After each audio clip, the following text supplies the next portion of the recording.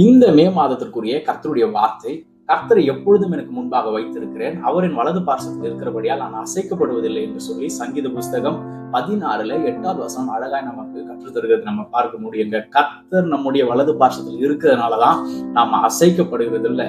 கர்த்தர் நம்முடைய வலது பார்சத்தில் இருந்து எதுவும் அசைக்கும்படி நம்ம இடத்துல அனுமதிக்கிறது இல்லை என்பதை நம்ம அங்க புரிந்து கொள்ள முடியுங்க.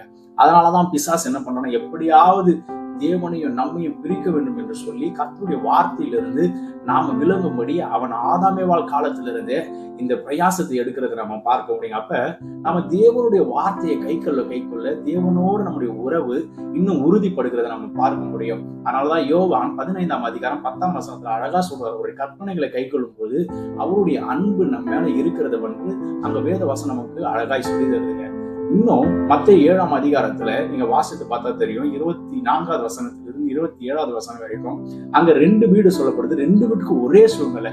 அங்க பெருமழை வருது, பெருவெள்ளம் வருது, காற்றடித்து அந்த வீட்டு மேல மோதும் பொழுது கர்த்தருடைய வார்த்தையினால கட்டப்படாத வீடு நிர்மூலமாகுதுங்க. கர்த்தருடைய வார்த்தையின்படி கட்டப்பட்ட வீடு சொல்லப்படுது கற்பாரின் மேல கட்டப்பட்டதுனால அங்க அது அசைக்கப்படலைன்னு சொல்லி. அப்ப நாம கர்த்தருடைய வார்த்தையின்படி நம்முடைய வாழ்க்கையை கட்டுவோம்.